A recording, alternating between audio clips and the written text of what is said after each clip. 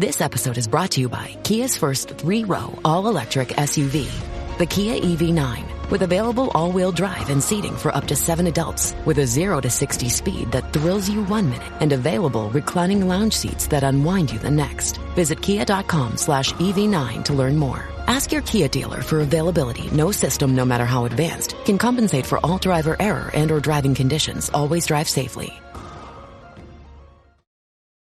Apple Card is the credit card created by Apple. You earn 3% daily cash back up front when you use it to buy a new iPhone 15, AirPods, or any products at Apple. And you can automatically grow your daily cash at 4.15% annual percentage yield when you open a high-yield savings account. Apply for Apple Card in the Wallet app on iPhone. Apple Card subject to credit approval. Savings is available to Apple Card owners subject to eligibility. Savings accounts by Goldman Sachs Bank USA, member FDIC. Terms apply.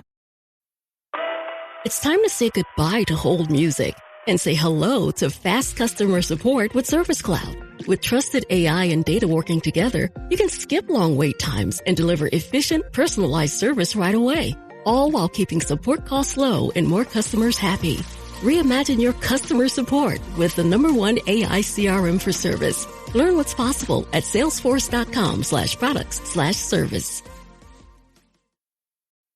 This episode is brought to you by Carnegie Mellon's Tepper School of Business. Want to advance your career or switch fields? An MBA from Carnegie Mellon's Tepper School of Business can help. Earn your degree from a top-ranked business school with a thought-provoking curriculum, one-on-one leadership coaching, support from experienced career counselors, and full-time, online hybrid, and accelerated MBA formats. Join the intelligent future. Visit cmu.edu/Tepper to learn more. Level up your listening with Bose Quiet Comfort Ultra earbuds and headphones with immersive sound and world-class noise cancellation for a not-so-silent night. Visit Bose.com/Spotify to shop sound that's more than a present. 'Tis the season to shine with H&M. Discover the holiday collection and find fashionable pieces for your wardrobe or for under the tree. Get inspired and dazzle with this year's glam. From tuxedo styles, bow detailed pieces, impressive prints, and more. From unforgettable looks to unforgettable gifts. With fashion finds to home decor, find it all at H&M. Treat your loved ones and yourself this season. Shop in-store or at hm.com. LinkedIn presents. Welcome to the Human Capital Innovations Podcast. We're your source for personal, professional, and organizational growth and development, where we share original research, explore industry trends, and interview executives and thought leaders from across the globe. We hope you join us often for practitioner-oriented content around all things related to leadership, HR, talent management, organizational development, and change management. Maximize your personal and organizational potential with Human Capital Innovations Podcast.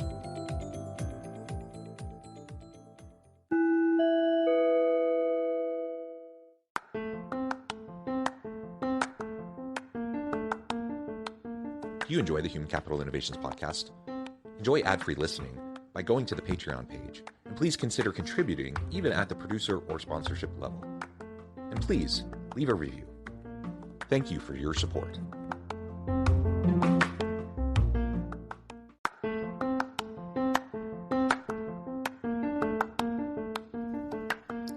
Welcome to the Human Capital Innovations Podcast. In this HCI podcast episode, I talk with Theresa Worthy about leveraging self-awareness to create and maintain a culture of inclusivity and belonging.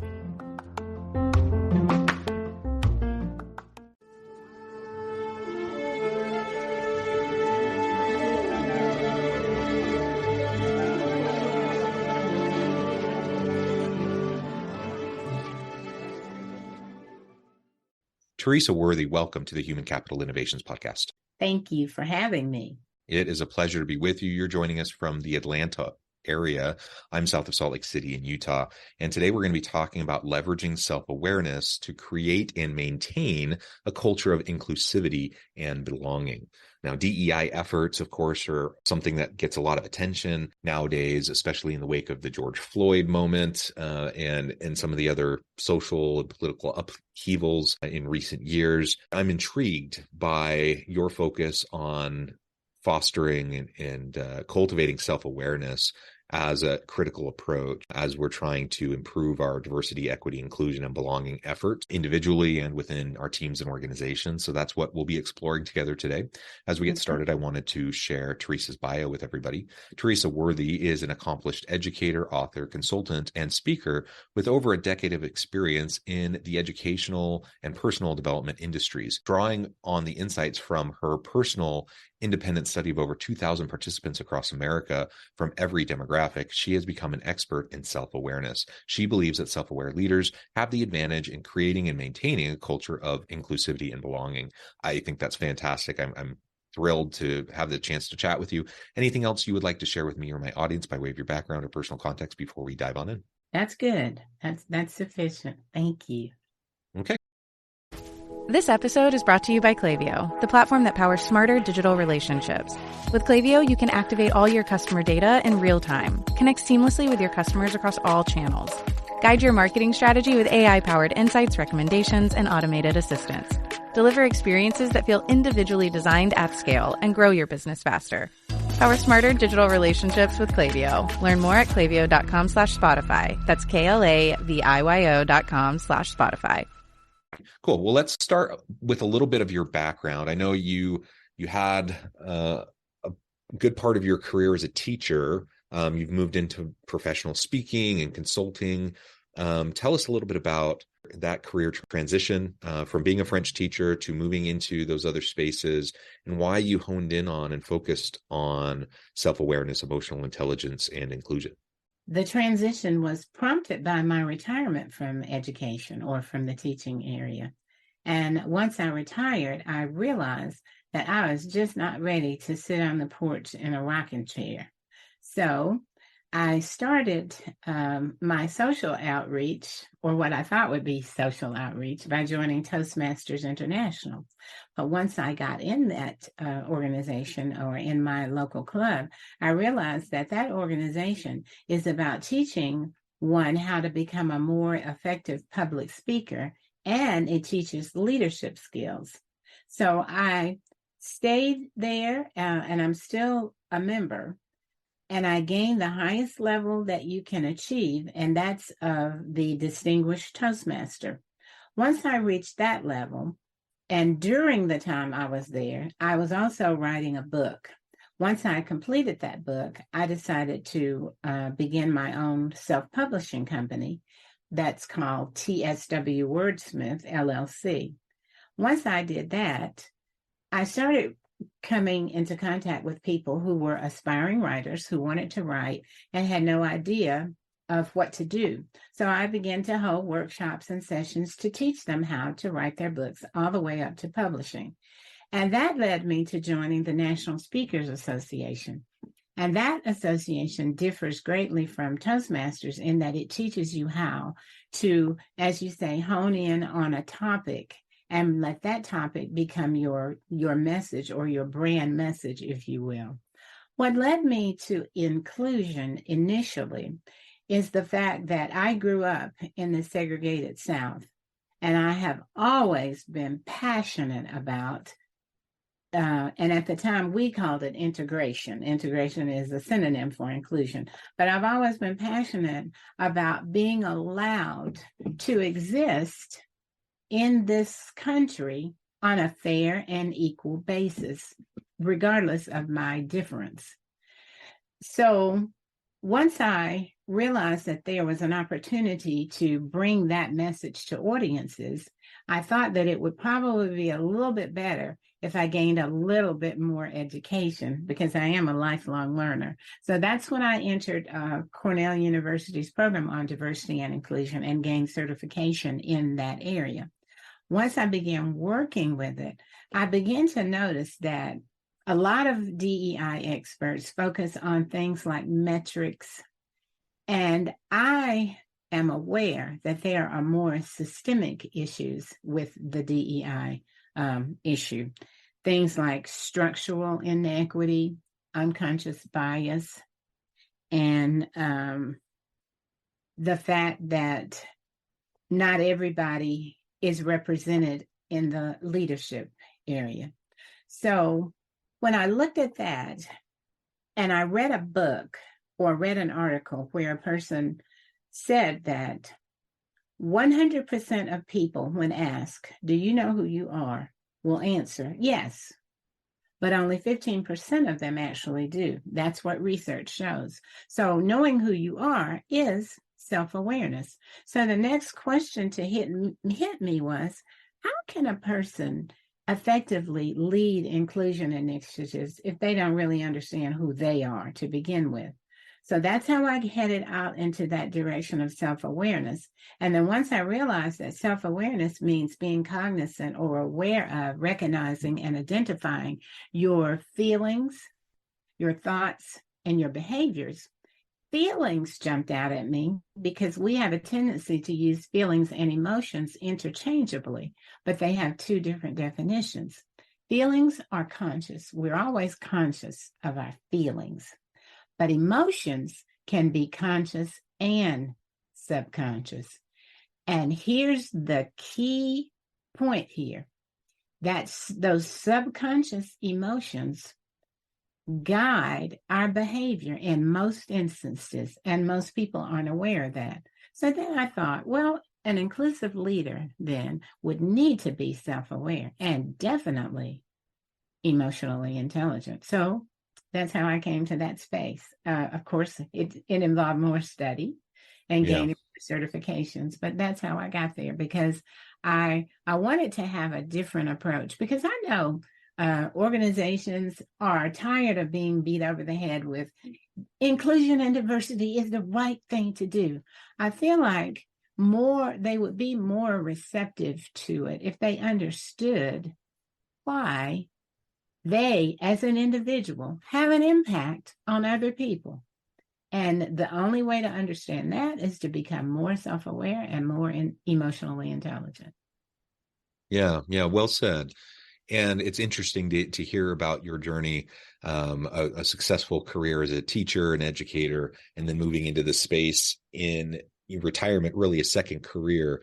And I think that in and of itself is a good reminder and a good message to all of us that perhaps how we used to think about the labor force and how we used to think about, our years in the labor force and what our careers might look like, that has changed a lot for a lot of people. And there are many individuals who are doing just like you have done, where they move into second careers or third careers, where they pivot out of maybe something they've done really well and that they really enjoyed for a really long time, but they're not ready to just hang up their hat and play golf every day or sit on the front porch, as you said. They still want to make a difference, want to make a contribution, and they're lifelong learners, and they're ready to retool and reskill and ready to share their life's experiences and wisdom with those around them. And that's what you've done. And I think that's tremendous. And in an awareness and a willingness to retool when you get to that space, that's something a lot of people wouldn't be willing to do as they get a little bit older and think, I did that when I was younger. I don't really want to bother with it anymore. So I really like that about your experience, your journey as you explained it. I'd love to hear more about your self-study, your personal independent study of over 2,000 participants.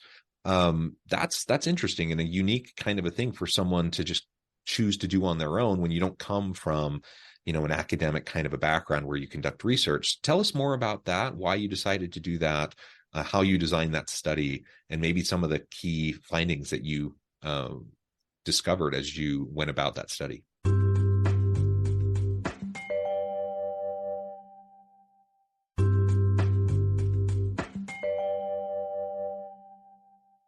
It goes back to that article that I read, because the author of the article, after giving us that statistic about only 15% being self-aware, truly being self-aware, my first instinct was to think, my goodness, I don't think that's true.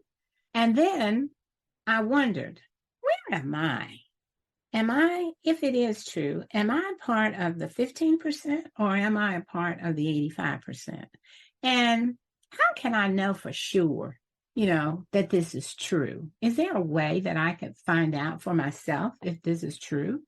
So I let that simmer.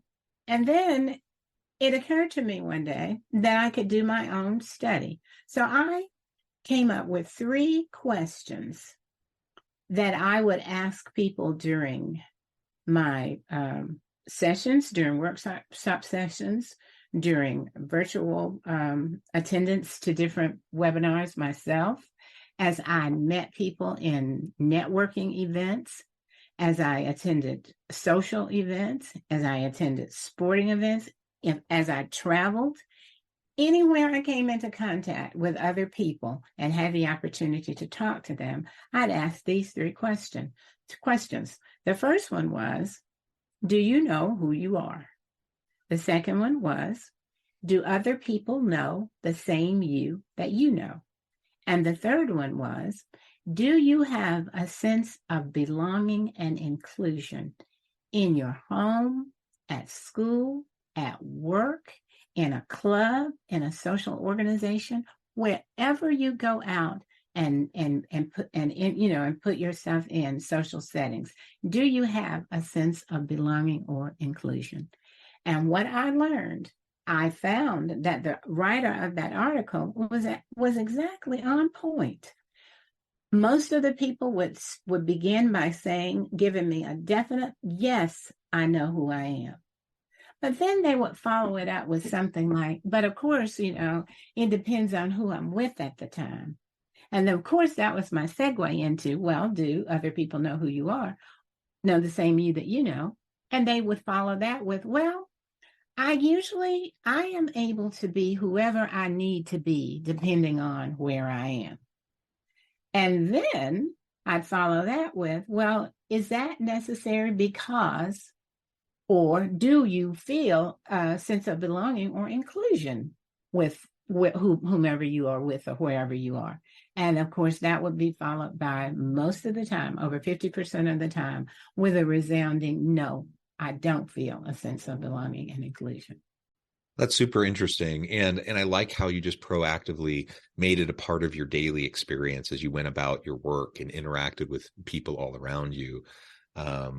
That's a really fun way, a fun approach to doing something that, I'm in an academic space. So my initial thought was you were going to explain, how you put together a survey and distributed it and analyzed the data and everything. What you just described is a little bit more of an informal approach, more of a qualitative approach, but something that I think is incredibly valuable to influence your thinking and to help you understand how others are viewing themselves in relation to their self-awareness and their emotional intelligence. So I think that's really interesting. And it's easy. Like, it's something simple that all of us could do in our work if we're just a little bit proactive and thoughtful about how we're interacting with those around us. If we could drill down a little bit more around self-awareness and emotional intelligence, you've already, referred to your interest in those areas and a little bit about why they're important, but maybe drill down a little bit more explicitly about why they're so important in the workplace and what that means for creating that culture of inclusivity and belonging in the workplace. Okay. Well, as you know, most workplaces have people in them. They're people working. And that's where the culture is. Because when we use culture, when we're talking about corporate or workplace culture, we mean the people who work there. And so all of these people have the ability to co-create that culture. And in co-creating that culture, they do so through their self-awareness skills, their emotional intelligence skills, and their inclusive behavior. When a person is self-aware, they know their strengths and weaknesses, they know their values, they know what motivates them.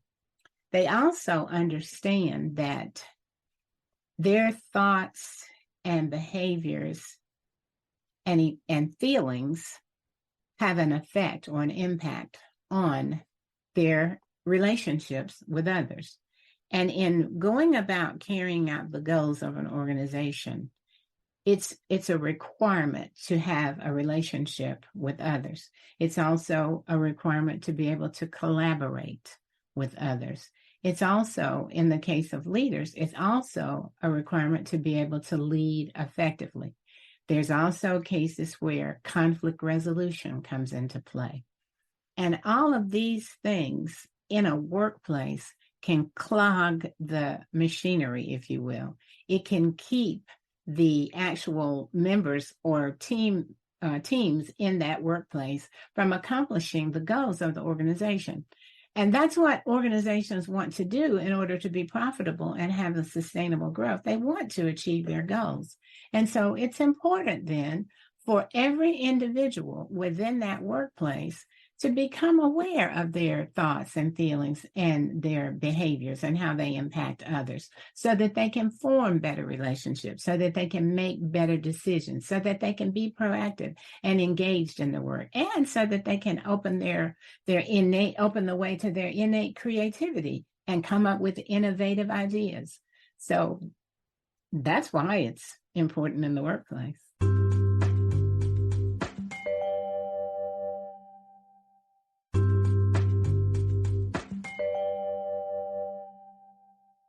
No, I agree. I think it's compelling. There are so many important reasons why self-awareness helps us to be a better leader, why emotional intelligence, it helps us to be a better leader. And in fact, I don't think we can have emotional intelligence or have a high EQ unless we start with self-awareness. You kind of referred to that earlier. It starts with knowing who you are, truly understanding that, not just what you project out to the world, not just what the world tells you you're supposed to be, but no, who are you really? What are your motivations? What are your desired actions, and the why behind what you do? How are you interacting with those around you? How do you be with people when you're working collaboratively, et cetera? All these different elements that if we take some time to pause and think and practice self-reflection and increase our self-awareness, it will in turn help us to better understand the interactions we have with other people, recognizing that they're struggling with the same kinds of self-awareness issues that we are struggling with. We're all kind of muddling through this together. We can start to better understand where they might be coming from and have a little bit more compassion and empathy for where they might be coming from, because we understand ourselves better. So it's a reciprocal process. We can enhance our ability, and it's a critical, durable leadership skill that every leader needs to develop. And in relation to diversity, equity, inclusion, and belonging, I'm not sure you can get to a place of true inclusivity and belonging, having that kind of a culture, unless you can critically self-reflect on your own upbringing, your own biases, and other things like that. We all have them. We all have different things that are just kind of ingrained deep in our psyche that we're not even fully aware of, that can manifest in a variety of ways. And unless we practice self-reflection and self-awareness, we're never going to understand those things. And so we're not going to be able to see them as they're happening. We're not going to understand why we're doing what we're doing, or even notice what we're doing that might be hurting those around us. So for all of those reasons, I think it's tremendously important. In all of the work that you do in this space, are there some common misconceptions that you see people have perpetually about self-awareness, emotional intelligence, inclusion, et cetera? And if there are common misconceptions, how can we go about overcoming those? Yes, there are several misconceptions. One of them is that self-awareness is just introspection. You just sort of look inside or look inward, and then you get to know yourself. But that's not all. Self-awareness has two parts. It has inward and outward.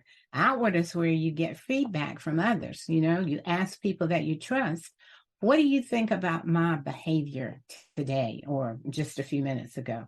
Or what do you think about my thoughts on this? Or what do you think about how I've been, how my feelings have consistently cropped up in our conversation?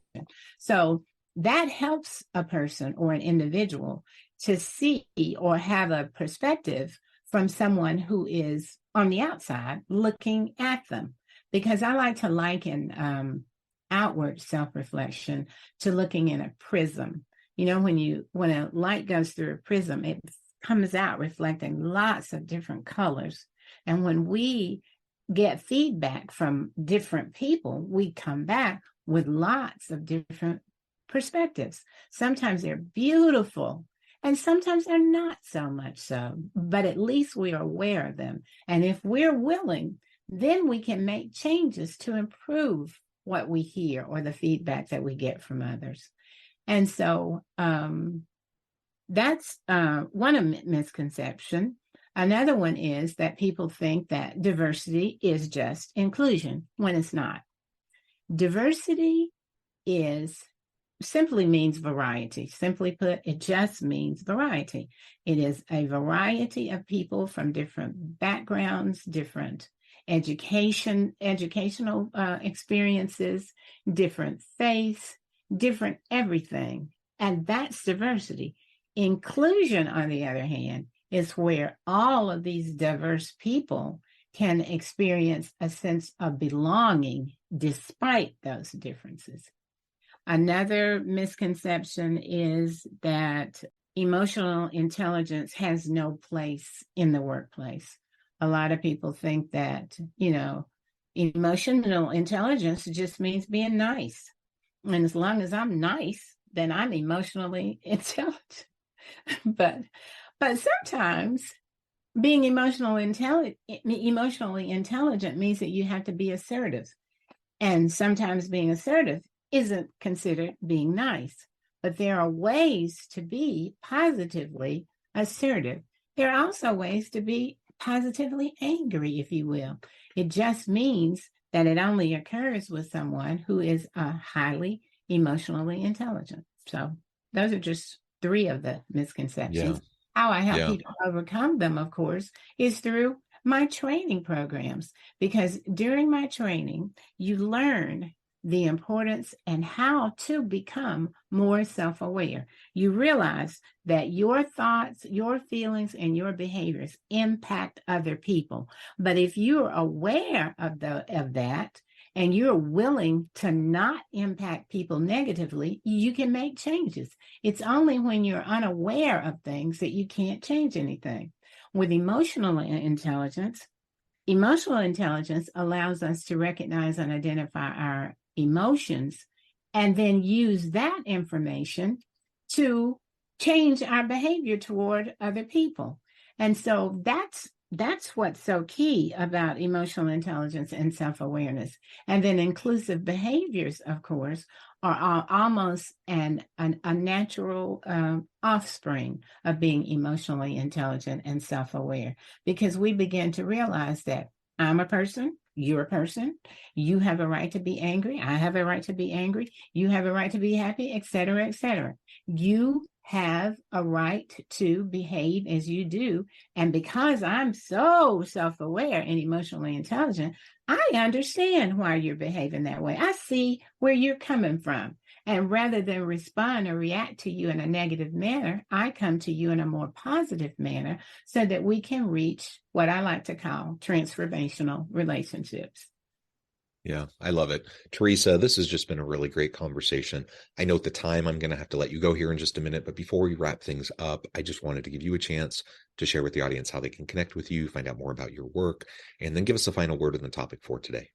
Okay. Well, I'm on LinkedIn. For those of you who are on LinkedIn, I'm on Instagram at Worthy of Inclusion. I'm also on Facebook, just simply as Theresa Worthy. And I have a website, theresaworthy.com, which is under construction now. But I also have a website for my business, which is tswwordsmith.com. So that's how one can reach me. Just wonderful. Well, Theresa, this has just been a great conversation. I appreciate your time. I appreciate you sharing your insights with me and the audience. I encourage the audience to reach out, get connected, find out more about what Theresa can do for you. And as always, I hope everyone can stay healthy and safe, that you can find meaning and purpose at work each and every day. And I hope you all have a great week.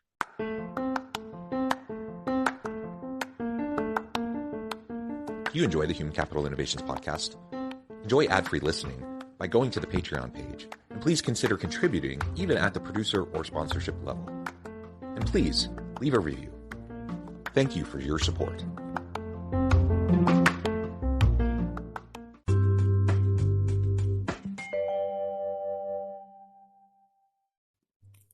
Thanks again for joining us for this episode of the Human Capital Innovations Podcast. I hope you stay healthy and safe and that you have a great week.